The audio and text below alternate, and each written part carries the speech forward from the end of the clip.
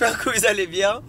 Je vous explique ce qu'on va faire aujourd'hui. J'ai reçu un appel, il y a quelques jours, d'un pote qui a plusieurs voitures, dont une très spéciale. Et il m'a dit, écoute Seb, je voyage tellement, j'ai peur que la voiture elle roule pas assez. J'ai pas envie que ce soit des voitures qui roulent pas, j'ai envie qu'elles sortent de temps en temps. Est-ce que ça te gênerait si tu sors ma voiture quand t'es dans le coin, histoire qu'elle tourne un petit peu? Et je pense que t'as vu du titre et de la miniature de cette vidéo de quelle voiture il s'agit. Une voiture très rare, dont il n'y a que 88 exemplaires dans le monde. Donc bien sûr, comme tu peux imaginer, j'ai dit, oui, il n'y a pas de souci. Je pense que je pourrais trouver le temps. Et donc, j'ai trouvé le temps et c'est ce qu'on va faire aujourd'hui. En plus, c'est une voiture que je n'ai jamais roulée, que très peu de gens ont eu la chance de rouler. Et bien entendu, je vous embarque avec moi. Donc on va faire un petit spin de la caméra et se retrouver là-bas. Et la voici, regarde-moi ça. Alors je vais enlever la couverture d'abord et on va pouvoir la découvrir ensemble en même temps. Voilà, V12 Speedster, c'est la voiture d'aujourd'hui. Je vais rentrer dedans et on va la démarrer et on va les rouler. Alors, est-ce que j'ai la bonne clé et est-ce qu'elle va démarrer? C'est la première question. Si je la mets dans la voiture, j'ai pas envie de déclencher l'alarme. Non, peut-être que j'ai pas la bonne clé. Hop là. Je suis dans un cocon. Le drame que tu as dans cette voiture. Alors je crois que ça va être utile. Sinon je vais avoir les cheveux qui vont aller de partout. Donc une casquette que je vais serrer bien fort pour pas avoir les cheveux qui partent dans tous les sens.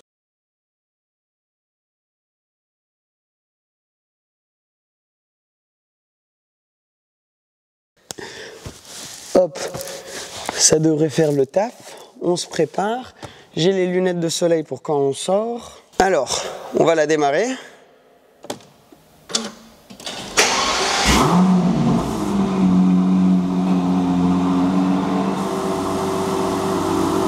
Oh, ce bruit! On va la laisser se réchauffer un peu. Fais voir si juste je la mets en sport, si ça ouvre un clapet.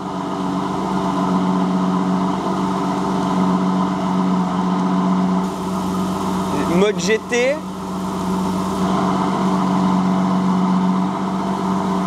Vas-y, on la laisse en GT pour l'instant.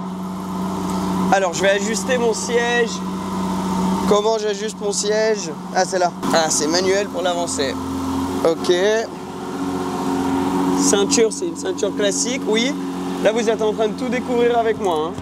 Vraiment, premières impressions. Rétro de gauche, rétro de droite, c'est bon. Frein à main, il est là. Drive. C'est parti.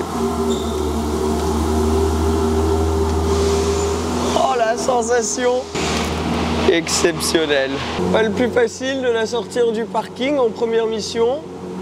Pas de pression, Seb. Pas de pression, Seb. La voiture, elle coûte 1,5 million, mais pas de pression, Seb. Pas de pression. Oh, j'ai les mains moites, là. Là, je peux vous dire que j'ai les mains un peu moites. Pourquoi il y a une sortie de parking si chiante? C'est terrifiant. On a survécu, la voiture a démarré et on est sorti du parking. Wouhou! Quelle sensation de dingue. Alors cette voiture a été conçue en honneur de l'Aston Martin DBR1 qui a gagné Le Mans en 1959 il me semble. Et à l'époque, les voitures de course étaient complètement ouvertes, comme ça. Donc en honneur de ça, Aston ont décidé de faire une édition spéciale, celle-ci, la V12 Speedster, à 88 exemplaires, dans lequel ils ont mis leur gros V12, dérivé de la DBS Superleggera. Bon, elle fait un peu moins de puissance ici, elle est à 700 chevaux. Oh, le vent! Je vais pas vite, mais j'ai déjà l'impression d'aller très vite. T'entends pas du tout le bruit moteur. Je sais pas si vous allez l'entendre avec le micro. Moi, j'entends rien. Oh non, une flaque d'eau! C'est bon? C'est bon. Oh, le délire! À n'importe quel moment, je peux me prendre une grosse mouche dans le visage. C'est tellement un événement. Enfin, là, je suis à 50. J'ai l'impression d'être à 110. Et juste tout ce que tu touches, j'ai du cuir vert. On va se poser en haut.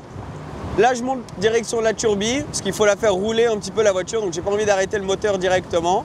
Je vais la faire rouler un peu, tranquillou. Tu vois, là, on y va calme. Le moteur, il est pas chaud. Et ensuite, une fois arrivé à la turbine, on va s'arrêter pour faire le tour et bien la regarder. Mais waouh!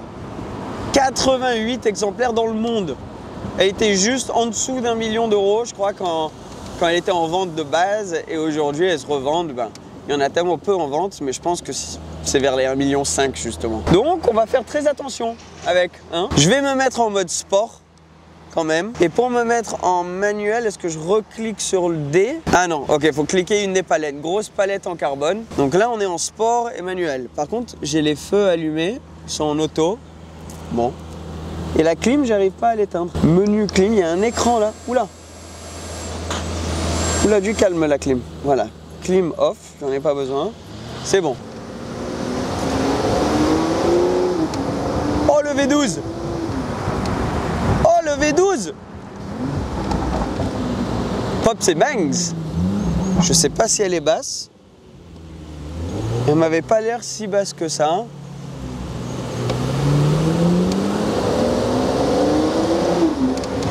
Wow, elle fait un beau bruit hein, quand même. Alors, c'est le moteur de la DBS, mais la boîte de la DB11 et certaines parties de la DB11, parce qu'en gros, ils voulaient rendre la voiture un peu plus cruising. Et donc, ils ont pris certaines pièces de la DBS, ils ont pris certaines pièces de la DB11. En gros, ils ont fait un collage de ce qu'ils pensaient matcher le mieux, mais c'est sa propre structure. Wow, le vent! Oh, tu prends cher! Je suis à 65 et... Dès que tu roules un petit peu, t'entends pas du tout le moteur par contre. Hein. Alors, j'ai l'énorme chance d'avoir roulé une Monza SP2. Wouah! Oh! Ah, il fait pas chaud en plus aujourd'hui. J'aurais dû mettre mon pull. Oh! Oh, les cracks! Vous avez entendu?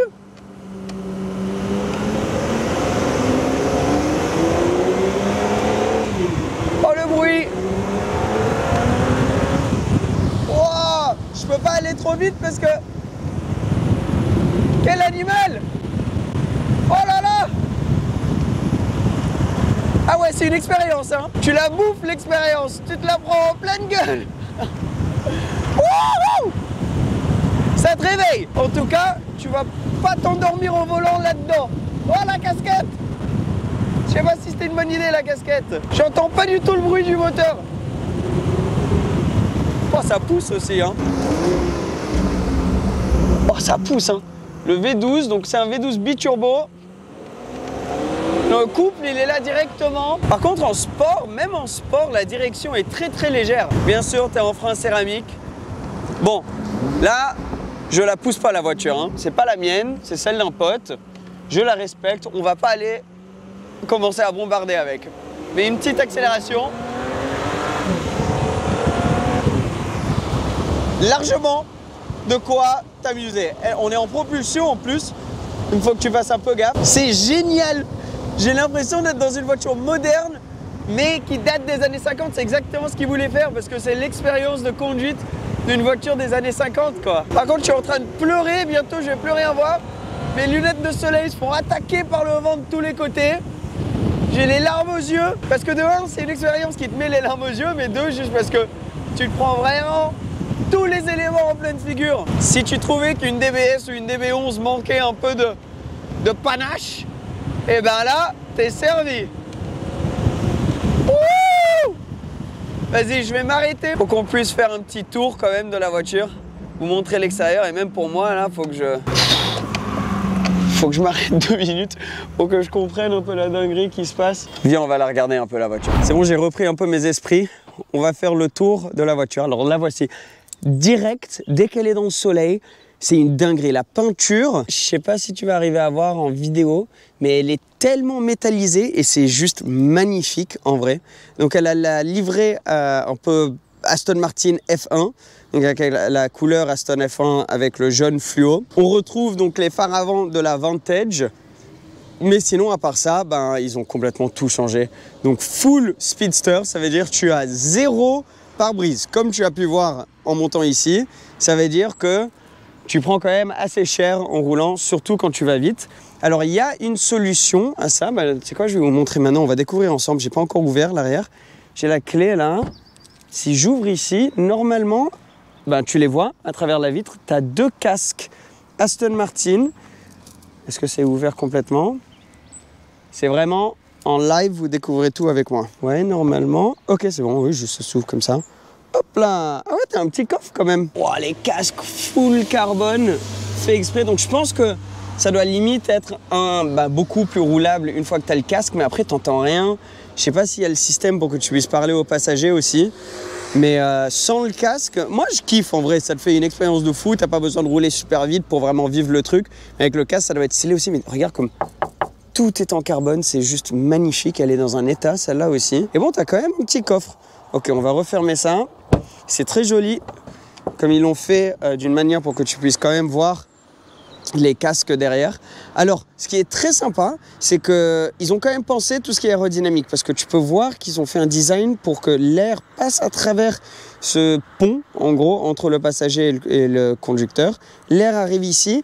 Ils ont rabaissé l'arrière de la voiture pour pouvoir intégrer un aileron arrière quand même, qui est assez gros. On dirait pas, mais il est quand même assez costaud. Et dans l'aileron, ils ont intégré donc les phares arrière et la lumière de frein arrière, juste là. Mettez en commentaire exactement le nom précis. Moi, je me perds entre l'anglais et français des fois. Et ensuite, un gros diffuseur. Donc, tout ça en carbone aussi. Et les deux sorties d'échappement. Alors, il y a Quicksilver, je sais qu'ils font un système d'échappement aussi pour cette voiture. Mais en soi, c'est un échappement complètement nouveau comparé à la DBS ou DB11. Ils ont tout revu à ce niveau-là, avec les deux grosses sorties. Très joli parce que ça fait pas vilain, ça fait classe, ça va bien avec le thème de la voiture. C'est caché, mais une fois que tu les remarques, c'est quand même assez imposant. Et le 3/4 arrière, là, juste gigantesque avec ses lignes de design, elle est magnifique. À voir en vrai, elle est impressionnante. Donc, tu as les écrous centrales, juste là, sur des jantes donc diamantées avec les étriers couleur fluo aussi pour aller avec tout le design de la voiture. Carbone de partout, sur le rétro, ici, sur les sorties d'air pour sortir l'air turbulent dans le passage de roue. L'énorme entrée d'air, donc le radiateur avant qui est gigantesque. Ça, on l'a vu pour la première fois sur les DB10, la voiture qui était dans James Bond qu'ils avaient fait en concept car. Il y a aussi donc du carbone de partout ici, comme tu peux voir. Tout recouvert de carbone. Salut. Comme tu peux voir, il y a tout le monde qui s'arrête pour la regarder. C'est quand même un ovni sur la route. Il y a eu un peu cette mode qui est sortie d'un coup de faire des speedsters comme ça. Il y a celle-ci, il y a la Monza, il y a la McLaren Elva, il y a la Sterling Moss à l'époque qui était sortie, la SLR aussi. Donc il y en a plusieurs quand même. Et c'est vrai que c'est des voitures qui sont, très rares. Celle-ci, c'est la plus rare d'ailleurs des plus modernes. Je crois que la Sterling Moss et celle-ci, c'est à peu près les mêmes nombres de quantités. Mais la Monza, je crois qu'il y en a 400, quelque chose du genre. Elva, pareil, 200, 300. Là, que 88, c'est extrêmement rare. Mais je comprends un peu le délire parce que franchement, c'est vraiment une voiture qui te donne beaucoup de sensations sans devoir aller très vite. Alors qu'elle a toujours les portes qu'on connaît chez Aston, tu vois, qui se lèvent à un angle. Assez pratique ça si jamais tu es proche d'un trottoir. Regarde, tu le vois surtout de cet angle-là. Tu as vu comme elle se lève la portière, c'est assez stylé. Et juste les détails même sur la portière, qui est gigantesque d'ailleurs, complètement recouvert de carbone. Même les sorties du stéréo, c'est intégré dans le carbone. Puis tout est en cuir et c'est un cuir vert foncé. Je sais pas si tu arrives à bien voir. Très joli dans cette config. Et les sièges sont faits d'une texture qui est résistante à l'eau. Donc si jamais tu la sors et qu'il commence à pleuvoir, heureusement j'ai bien choisi ma journée, on devrait être bon. Mais les sièges sont faits pour, donc ils peuvent prendre l'eau un petit peu et ça va pas te détruire complètement le siège. Tu peux voir là, quand elle est complètement à l'arrière, le siège qui est intégré ici. D'ailleurs, ils ont une petite marque là. À mon avis, c'est parce que Steph, le propriétaire de cette voiture, il est très grand, donc il doit se mettre complètement à l'arrière, pas comme moi. Et sinon, c'est un peu la base qu'on connaît de chez Aston Martin. Donc c'est le même volant que tu retrouves dans une DBS par exemple, ou une DB11. Mais juste, ils ont revu un peu. Ah, je vais m'asseoir, j'avais pas remarqué ça, mais t'as des finitions carbone même sur les tapis. Alors on va rentrer, hop, pour vous montrer l'intérieur. Donc tu tires ici, ça c'est très classe aussi. T'as plus des poignées de porte, t'as ce petit truc que tu tires, un peu comme dans les GT3 RS, etc. Très classe. Alors, volant qu'on connaît bien, grosse palette en carbone derrière le volant. Il y a quand même une clim, chauffage, bon, je sais pas si ça va beaucoup t'aider quand tu roules là-dedans, mais tu as l'impression d'être vraiment dans un cockpit, dans un cocon avec ce truc-là, juste à côté de toi.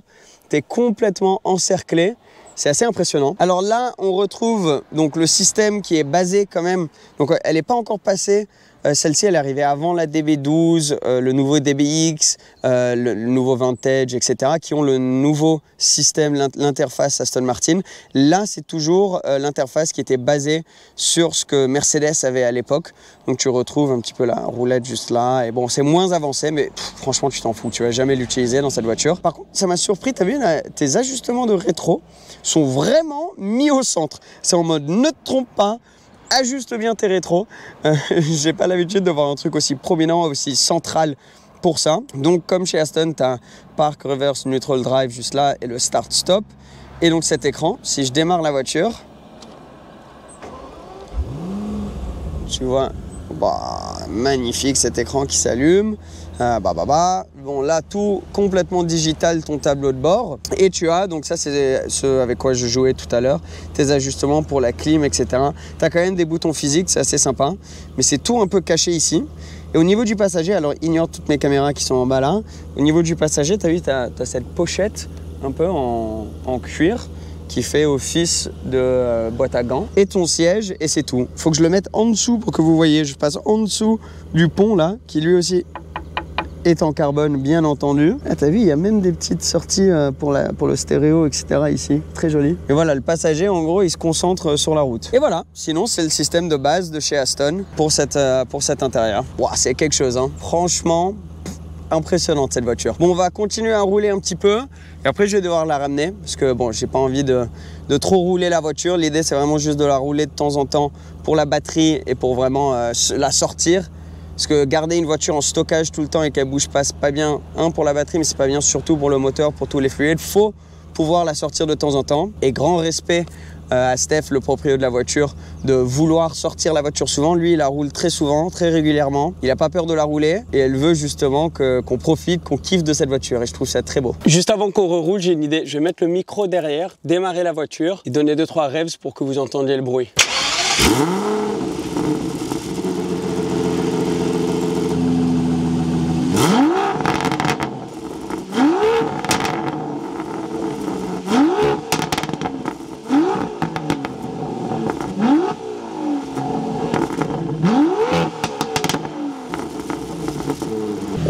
C'est dommage qu'on l'entende pas quand on roule avec le vent. Allez, on va rerouler un tout petit peu. Avant de la rendre, on va aller se chercher à manger quand même. C'est pas tous les jours que tu peux te faire un petit kiff en solo, en speedster. Donc on va aller se faire un petit restaurant.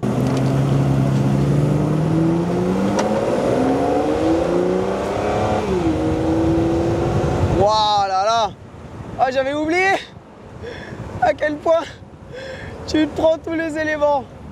J'aimerais vous donner un essai plus technique. J'espère que la caméra elle bouge pas trop aussi. J'aimerais pouvoir vous donner plus d'informations super techniques sur exactement comment c'est à rouler et tout. Mais juste, ça serait vous mentir de vous dire autre chose que juste t'apprécies et tu kiffes le moment. Et le fait que ce soit tellement spécial et différent des autres trucs que tu as roulé. C'est rien à voir avec d'autres supercars.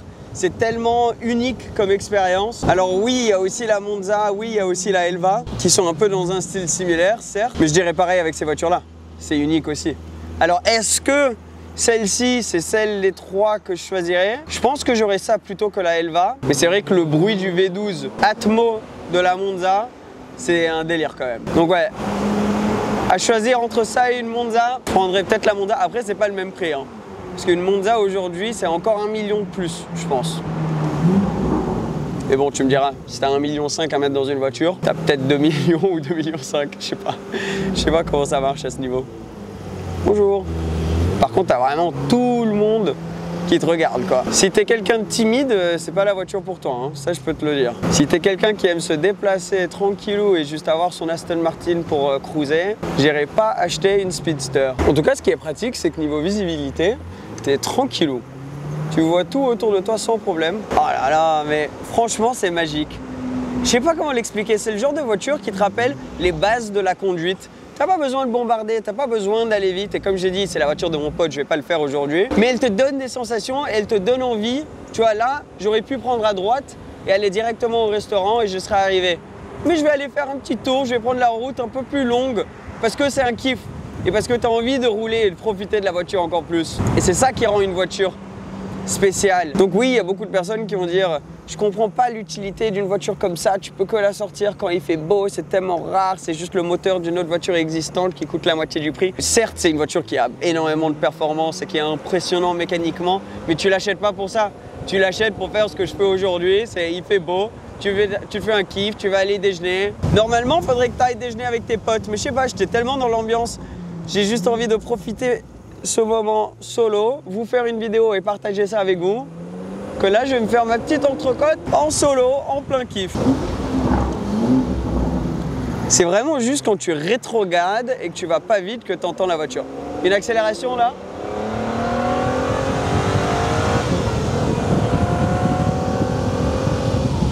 Là, on a entendu, wow, ça commence à aller vite. Je suis sûr qu'en vidéo, on dirait pas que c'est rapide, mais wow, en vrai, sans le casque, tu peux vraiment pas abuser. Hein.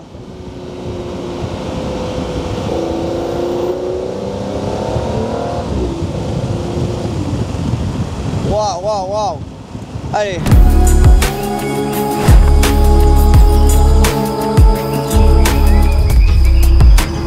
J'ai pas trop filmé au restaurant au final, j'ai complètement zappé. Mais quel kiff. Je me suis arrêté, je me suis fait mon petit resto solo en admirant la beauté de cette voiture. Et je me disais que vraiment, il n'y a personne qui sait faire des designs comme Aston Martin. Qu'est-ce qu'elle est belle cette voiture quand tu l'observes. Tout le monde la regarde et tout le monde dit la même chose. Pouah, elle est impressionnante, elle est juste magnifique. Bref, sur ce, j'espère que tu as kiffé cette vidéo. Ça change un petit peu. Moi, je vais aller remettre la voiture dans le parking maintenant. Peut-être qu'on refera une vidéo en la ressortant une autre fois. N'hésite pas à t'abonner si tu as kiffé et je te dis à la prochaine. Ciao, ciao.